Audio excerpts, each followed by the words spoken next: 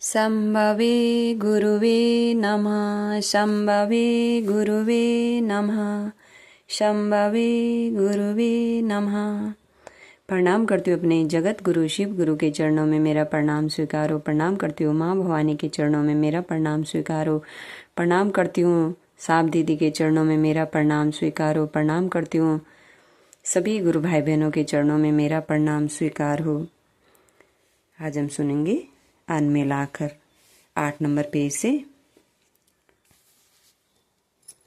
पड़ोस की ताई आकर मोहल्ले में चल रही इन अनगल प्रलापों से माँ को अवगत कराती रहती। उनकी बेबस अश्रु पूरित आंखें चुपचाप सब कुछ देखती सुनती रहती।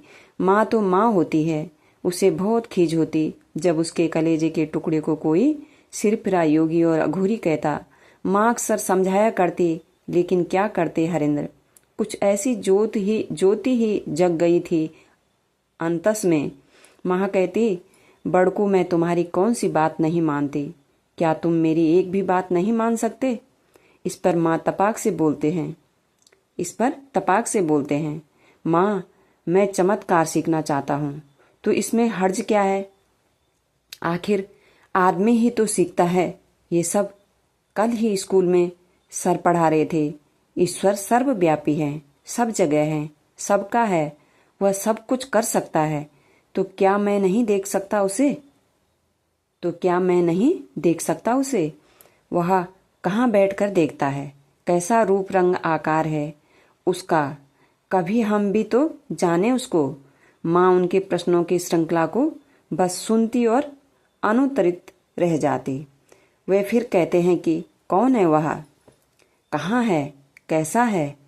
परमात्मा अगर सभी जगह है तो हम मंदिर मस्जिद गुरुद्वारा क्यों जाते हैं।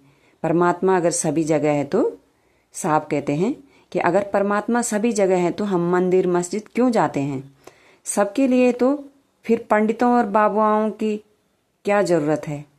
वे कहते हैं कि अगर भगवान सब जगह है, वो परमात्मा सब जगह है, तो पंडितों और बाबाओं की क्या जरूरत है। भगवान क्या इनकी निजी वस्तु है। क्या भगवान इनकी मतलब पंडितों की और बाबाओं की निजी वस्तु है। जब देखो तो इन्हीं से राय लेती रहती हो, पूजा पाठ धर्म ध्यान सब में। अच्छा, वो अपनी माँ से कहते हैं कि जब देखो तो इन्हीं से राय लेती रहती हो, पूजा पाठ धर्म ध्यान सब में। तुमने क्या पूरी दुनिया के सुधार का जिम्मा ले रखा है। माँ की आवाज में कड़वाहट थी। अच्छा, माँ ने इनसे बोला कि तुमने क्या पूरी दुनिया के सुधार का जिम्मा ले रखा है, लेकिन माँ की आवाज में कड़वाहट थी। तपाक से हरिंदर ने कहा, नहीं माँ। और साफ श्री हरिंदर ने कहा माँ से कि नहीं माँ, मुझे सच जानना है, सच जानना है। बादलों के उस पार का सच। आदमी जब भगवान के यहाँ से आता है और फिर एक दिन भगवान के पास ही चला जाता है। साफ श्री कह रहे हैं कि आदमी जब भगवान के पास से आता है और भगवान के पास ही चला जाता है, तो भगवान आदमी के पास क्यों नहीं आ सकता। तो साफ कह रहे हैं, माँ से पूछ रहे हैं, तो भगवान आदमी के पास क्यों नहीं आ सकता है। मैं उसे लाऊंगा एक दिन। वो अपनी माँ से कहते हैं कि मैं उसे एक दिन लाऊंगा, आदमी के पास लाऊंगा। देखना माँ भी कहाँ हार मानने वाली थी। वो माँ से कहते कि देखना माँ, एक दिन मैं भगवान को आदमी के पास लाऊंगा। और माँ भी कहाँ हार मानने वाली थी। फिर बोली, पढ़ो लिखो, बाबूजी की तरह बड़े अफसर बनो। और फिर माँ बोली कि बेटा पढ़ो लिखो और बाबूजी की तरह बड़े अफसर बनो। आप बड़े हैं, आप सभी भाई बहनों में से बड़े हैं। आप बड़े हैं, छोटे भाई बहन आपको देखकर ही तो सीखेंगे। माँ कहती है, अच्छा बुरा सब कुछ। बाबूजी की पदचाप नजदीक आ रही थी। माँ शांत हो गई। वे अपने कमरे में चले गए। माँ बेटे के इस वार्तालाप में किसे पता था भविष्य ही सिर चढ़कर बोल रहा है। इसके कुछ ही वर्षों बाद अनजाने में अकस्मात वह शाश्वत सत्य परिपक्व होकर काल के कारागार में मुक्त हो प्रभामान भारतीय धर्म और अध्यात्म को एक नई राह पर लाकर खड़ा कर दिया, जिसे स्थान काल और परिस्थितियां म्लान नहीं कर सके। जो उन्होंने माँ से कहा वो धीरे धीरे क्या हुआ, सत्य हो गया। सत्य सार्वभौम है, असत्य को अश्विन मास के मेघों की तरह उमड़कर तिरोहित होना ही पड़ता है। जड़ता, अज्ञानता और अंधविश्वास का अंधकार जब भी घिरेगा, सत्यम शिवम सुंदरम। जड़ता, अज्ञान, अंधविश्वास का अंधकार जब भी घिरेगा तो सत्यम शिवम सुंदरम, दावा नल की तरह धधक उठेगा। यह सत्य वेदों, ब्राह्मणों, अरण्यकों, उपनिषदों, स्मृतियों और पुराणों की परिधि से परे है, जिसकी प्रासंगिकता अजय और अमर है।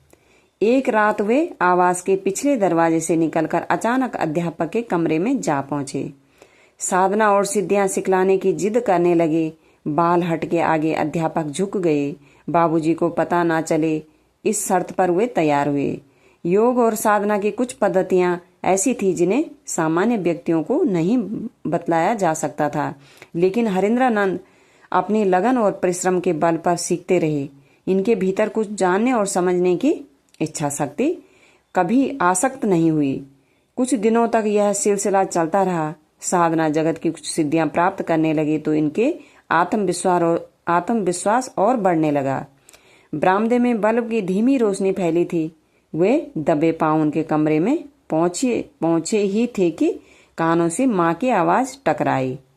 बड़कू, कहाँ जा रहे हैं? कहाँ जा रहे हैं? माँ ने कहा, बड़कू कहाँ जा रहे हैं? आवाज सुनते ही वे बिजली की तरह दौड़कर अपने कमरे में पहुंचे। अच्छा, माँ की आवाज सुनते ही वो वापस दौड़कर अपने कमरे में पहुंचे, जहां बाबूजी पहले से ही इनकी प्रतीक्षा कर रहे थे। पूछा, कहाँ गए थे इतनी रात को? अपनी नैसर्गिक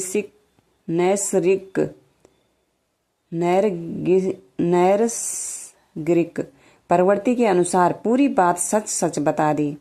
बाबूजी सुबह जल्दी जाकर अपने आवासीय कार्यालय में बैठे फाइलें निपटाते। देर रात तक जागने के कारण हरेंद्र को सुबह देर तक सोने की आदत बन गई थी। जब उठे तो देखा स्टाफ क्वार्टर के दरवाजे के पास अनुसेवक बैठा था।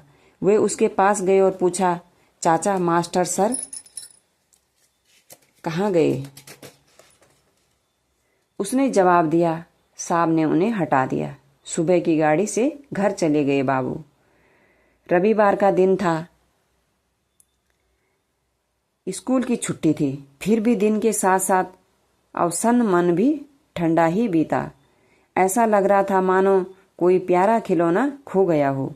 जिस तरह पतित पावनी गंगा की तेज धारा को कोई रोक नहीं सकता, उसी तरह समुद्र की उत्ताल तरंगों की तरह मन में जन्म ले रहे अज्ञात के अनुभव की चाहत को रोक पाना मुश्किल था।